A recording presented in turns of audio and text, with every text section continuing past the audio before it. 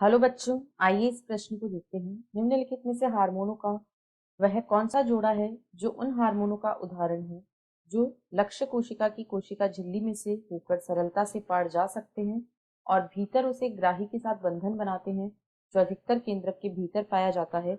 विकल्प ए insulin glucagon, विकल्प B thyroxine insulin, विकल्प सी सोमेटोस्टैटिन ऑक्सीटोसिन या विकल्प डी कॉर्टिसोल टेस्टोस्टेरोन। इस प्रश्न की जो मुख्य अवधारणा है, मुख्य अवधारणा वह है हार्मोन क्रिया विधि। वह है हार्मोन क्रिया विधि।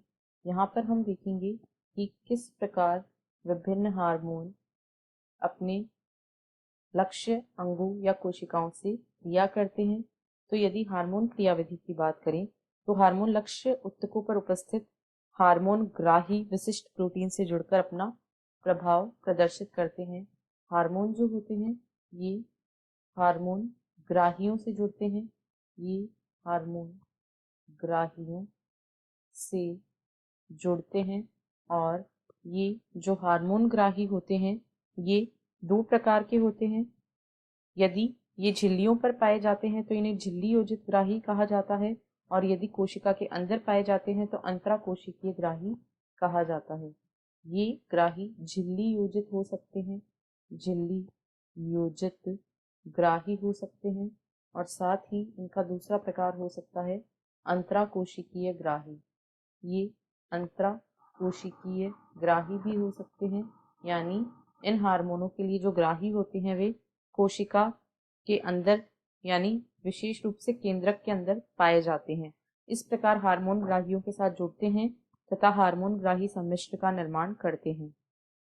लेकिन हार्मोन किस ग्राही से जुड़ेंगे ये उसकी प्रकृति पर निर्भर करता है। कोशिका के अंदर केवल वे ही हार्मोन जा सकते हैं जो लिपिड में घुलनशील होते हैं। वसा विलेय हार्मोन, केवल वसा विलेय हार्मोन ही झिल्ली को पार करके वसा विलेय हार्मोन जो होते हैं ये ही केवल झिल्ली को पार करके कोशिका के अंदर प्रवेश कर सकते हैं।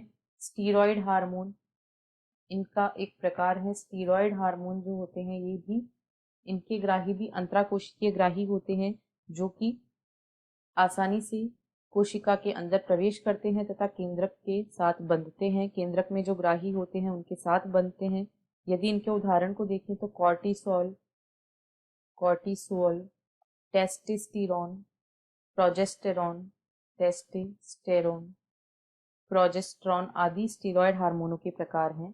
और जो झिल्ली योजित ग्राही होते हैं ये ऐसे हार्मोनों के लिए होते हैं जो अंदर प्रवेश नहीं कर सकते हैं, जैसे पेप्टाइड या पॉलीपेप्टाइड। पेप्टाइड प्रकृति के हार्मोन हो या पॉलीपेप्टाइड हो तो ये जो वसा विलेय हार्मोन नहीं होते हैं वे अंदर प्रवेश नहीं कर सकते हैं। अब यदि विकल्पों को देखें तो विकल्प ए में कहा गया है इंसुलिन व ग्लूकागॉन ये दोनों पेप्टाइड हार्मोन होते हैं, अतः ये केंद्रक या कोशिका के अंदर प्रवेश नहीं कर सकते हैं।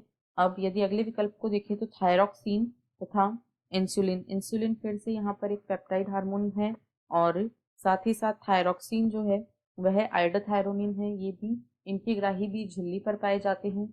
सोमेटोस्टैटिन और ऑक्सीटोसिन ये पीयूष ग्रंथि हार्मोन, सोमेटोस्टैटिन जो है यह एक पीयूष ग्रंथि हार्मोन है तथा ऑक्सीटोसिन यह एक हाइपोथैलेमिक हार्मोन है। ये भी पेप्टाइड या पॉलीपेप्टाइड हार्मोन के प्रकार हैं जो कि कोशिका के केंद्रक में या कोशिका में प्रवेश नहीं कर सकते हैं, अतः ये भी गलत है।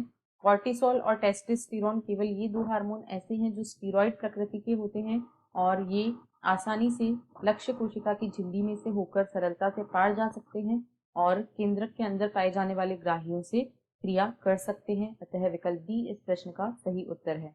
आशा है आपको प्रश्न समझ आया होगा। धन्यवाद।